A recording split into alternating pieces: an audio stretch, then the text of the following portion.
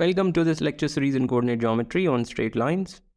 In this lecture, we'll look at a very simple concept of shifting the origin, and all we need to know is just the basics of the coordinate plane. Just the definition will suffice. But just for some clarity, let's be familiar with what is meant by the equation of a line. So you can go to the relevant lectures and revise if needed. All right. Here are two problems for practice. And now let us get started. So what do we mean by shifting the origin? We have some coordinate system which to each point on the plane assigns two numbers. One is the signed perpendicular distance that we see here, and the other is the signed perpendicular distance that we see here. This is the x coordinate, that is the y coordinate. So now suppose we shift our perspective. Suppose we have a point whose coordinates in the old system, the colors are chosen consciously. So suppose we have a point whose coordinates in the white system are h, k. Then we can place our frame of reference here, and now every point on the plane will have new coordinates. Whatever were the old coordinates, they will be there, but the new coordinates will be assigned to every point because we have a different frame of reference now. The axes will remain parallel. It's just that we have shifted our origin. And everything that looked one way in the in terms of equation. Suppose we had a line passing through this point, then the equation of this line in the white system will look one way. It will have a constant term. It will look like some ax plus by equals c, where c will be non-zero. But if you write the equation of the line in this gray system, it will not have a constant term. It will look something like this. So sometimes shifting the origin can make things simpler. All right. So let's just emphasize or delineate exactly what we mean by all of this. So suppose we have a point P. In the white system, the coordinates are suppose a, b. Then what are the coordinates? Or let's say in the gray system, the coordinates are a, b. That's easier. And let me also put a prime to emphasize that we are working with the new system. The color already emphasizes that, but let us also textually emphasize this newness. So if the coordinates of P in the new system look like this, meaning they are a and b, then in the old system, the coordinates are a plus h and b plus k. The reason is very simple. To find the x coordinate, what you do is you drop this perpendicular. You drop this perpendicular here. Then this signed distance is a, and this signed distance is h. That we know because that's the definition of, the coordinates of the origin. So therefore, this signed distance is a plus h, and therefore you get this, and similarly for the y coordinate. So this is the relationship between the new coordinates and the old coordinates. You just add the coordinates of the origin to the new coordinates and you recover the old coordinates. That's all. Nothing very complicated going on. Let's just look at some examples. So we have some equation in the old system, meaning the white system. So, there is a line whose equation looks like this in the white system. The line is depicted in orange. And then suppose we shift the axes to this point, 2, minus 3. We are asking what is the equation of this line in the new system. Okay. Very simple question. To the point 2, minus 3, sorry.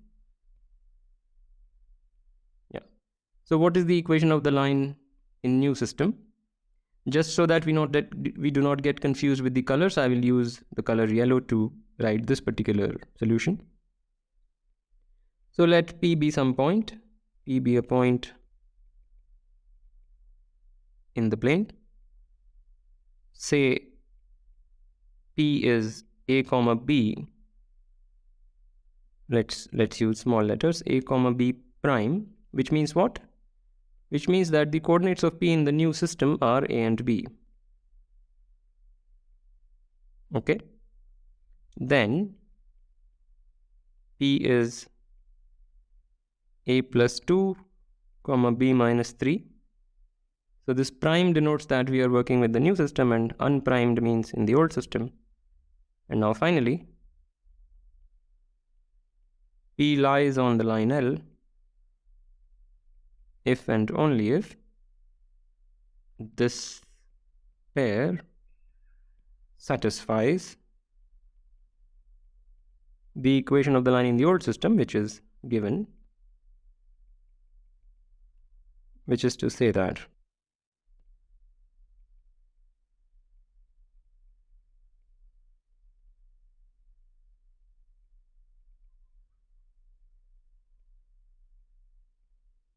so the upshot is a point whose coordinates are a, b lies on the line if and only if those coordinates satisfy this equation, and therefore the equation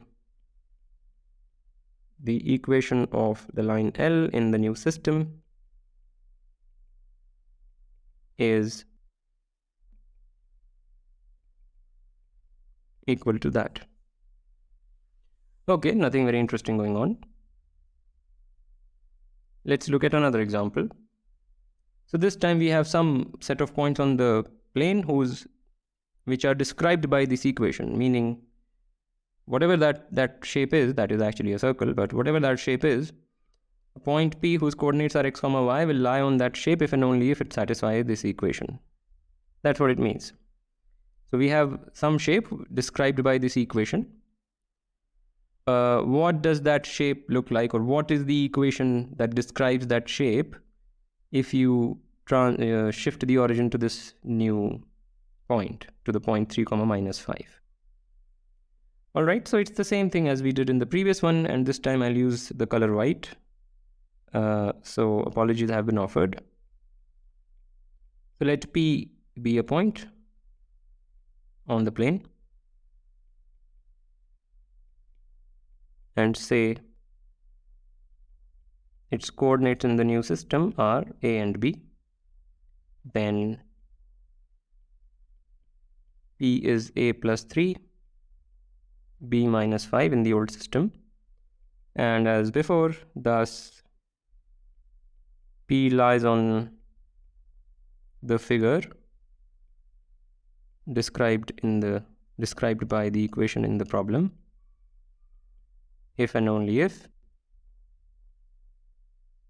this point this pair satisfies this equation,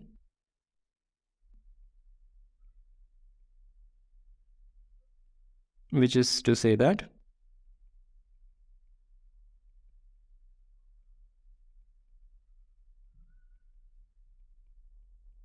that is the case. And now if you just mess around with the algebra, you will see that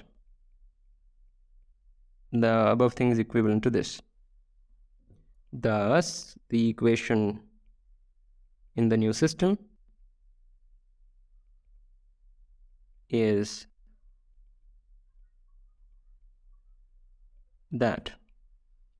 And now it's actually much more clear that this was actually a circle, because what does this equation say?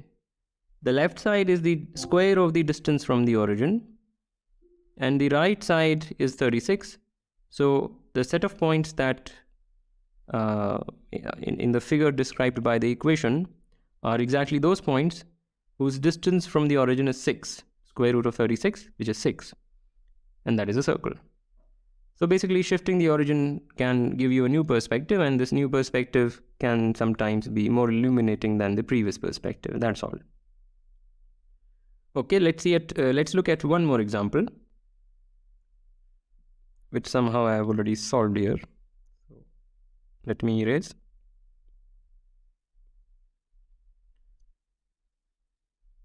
So this time we are asking a reverse problem.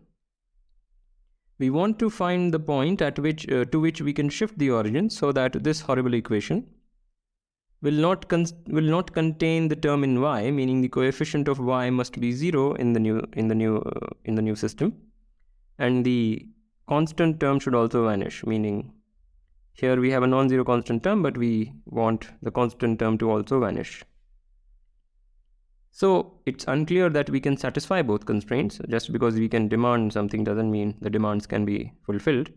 But shifting the origin involves two coordinates, and hence we have 2 degrees of freedom, so to say. So you should be able to meet 2 constraints, usually. So let's see if we can do that. So say the origin needs to be shifted to the point h comma k. Then let's cut the story short. Then what we must have is then the new equation, then the equation in the new system is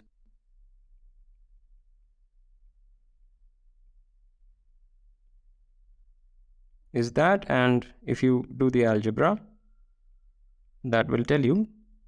Let me look at my notes. I had already written it here, but let me look at my notes. What you get is that this.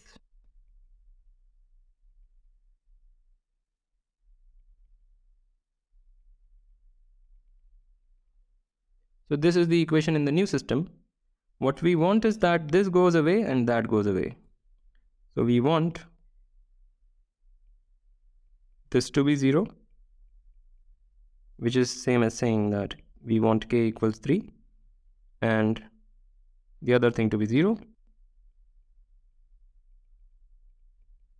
which is to say that 3 square minus 6 into 3 plus 4h plus 13 equals 0, which if you solve, you will see that h is equal to 1. So the origin needs to be shifted to the point 1 comma 3 to get to meet these constraints. And what does the equation actually look like once you meet those constraints? The equation looks like this, because this term goes away and that term goes away. And this is definitely much more simpler than that. So here again, shifting the origin helps a lot. And now finally, here is an exercise for you. We have some figure whose equation looks like this in a given coordinate system. Where can you shift the origin to get the same equation look like this? So this is an exercise, and with that I want to end this lecture. As usual, like, comment, share, subscribe, and I will see you next time.